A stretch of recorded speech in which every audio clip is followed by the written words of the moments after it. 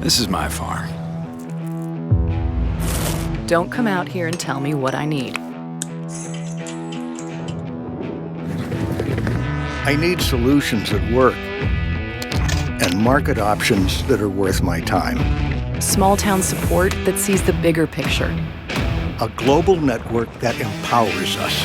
A co-op that's there for us every day. Thank you for joining us for our Agri-Pulse Washington Week in Review. I'm Spencer Chase, joined as always by Agri-Pulse Executive Editor Phil Brasher, discussing the week that was, agriculturally speaking, in Washington, D.C. And in Washington, D.C., we saw the finality of something that we've been covering for literally years. It's been quite a while. Been a lot of different iterations of it, a lot of signs of progress here since late November, early December, and that was President Trump putting pen to paper on the United States-Mexico-Canada agreement at a ceremony joined by a number of stakeholders from across the country, including a number of folks involved in agriculture and agribusiness. A lot of members of Congress are there from the House and Senate. Phil, this really, as I mentioned, gives this whole thing a bit of a sense of finality. Also gives a huge political win to a president looking to score one, as we are very well aware of what's happening on a certain Tuesday in November. Yeah, exactly. He came into the office with this promise to in talk of tearing up NAFTA and promised to renegotiate it. And this week, he signed the implementing legislation, which makes the changes in law that are necessary to put the agreement into force. Next step is Canada. Over the next coming weeks, they will be considering their own legislation, and they actually got off to a strong start on that this week as well. On their own version of this implementing bill. Mm-hmm. It's important to consider agriculture celebrating this event quite a bit. Really, a lot of what they're celebrating is the fact that they did not lose NAFTA in the first place. I mean, they've still got that zero duty access to two of their most important markets in the world. Exactly. They did. The dairy industry got some additional opening here. There was a provision in here for some types of wheat up in the northern plains that will help them. But, basically, I think the biggest takeaway for ag is, one, it did no harm to what has been to NAFTA, which has been a huge advantage for so many commodities, but also kind of set the stage for additional agreements.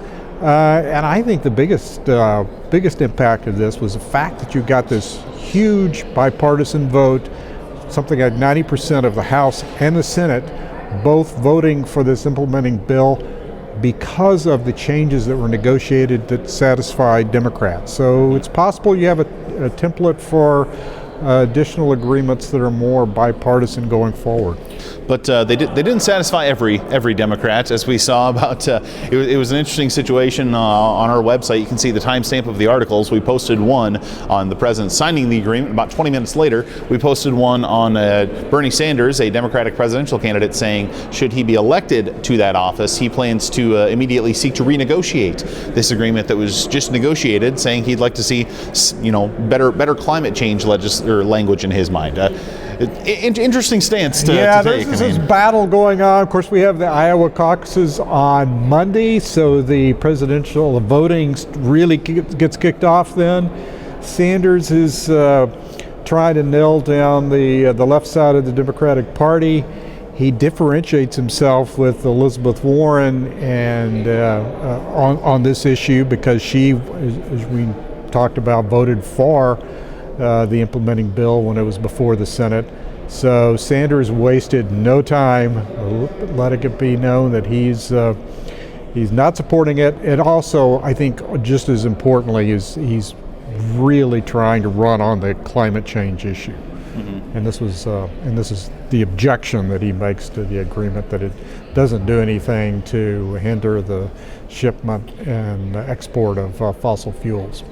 Obviously, we'll have a lot better idea how the presidential race is shaking up after Iowa's First in the Nation caucuses on Monday. But it is important to note Bernie's leading in a lot of those Iowa polls. Also, a number of Iowa voters saying they're undecided at this point. So, ask us at about midnight on Monday, and we'll probably have a better idea of where things stand. Yeah, it's very interesting. Former Ag Secretary Tom Vilsack, just talked to him this week. He's out there campaigning in these final days for former Vice President Joe Biden. They served together, so it'll be interesting to see to what extent Vilsack may be able to help Biden, with a better showing there in Iowa. Mm-hmm. We'll certainly see. Obviously, some other folks with ag backgrounds running in that race. Senate Ag Committee member Amy Klobuchar has been endorsed by some ag folks in Iowa as well. So certainly going to be an interesting vote on Monday for all of us to watch. But want to just wrap up with a couple of quick items here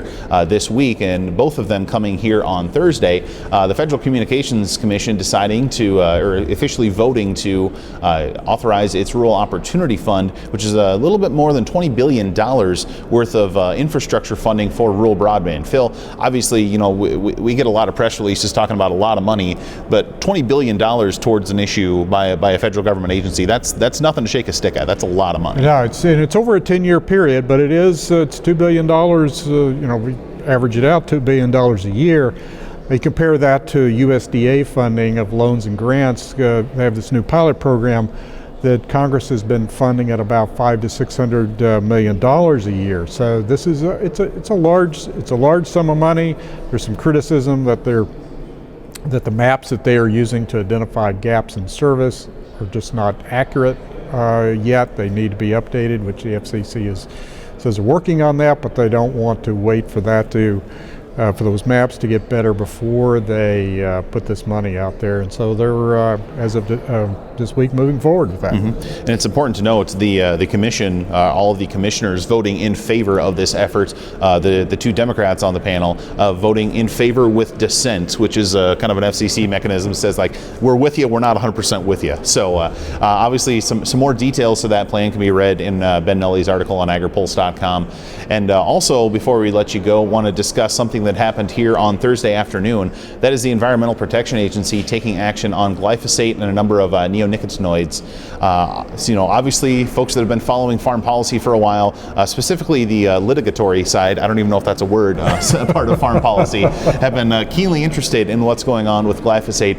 The EPA deciding to renew the registration of that herbicide. And Phil, one of the things they said in there was EPA does not view glyphosate as likely to be carcinogenic, which is, they're drawing a bit of a comparison there between EPA and the World Health Organization, which in 2015 said they thought it likely was. Yeah, and this can only help Bayer, and as they're in the middle of these settlement talks with all the myriad of lawsuits that have been filed over Roundup. So we'll see EPA obviously stepping in the middle of that with this affirmation of glyphosate safety. Mm-hmm. So more on that on agripulse.com as well, but wanted to make sure that we mentioned it for you in this forum here. But a lot of things going on, a lot of different moving objects for all of us in Washington and in farm policy to track. But we certainly appreciate you stopping by agripulse.com to summarize the week that was in farm policy. But for Phil Brasher, I'm Spencer Chase.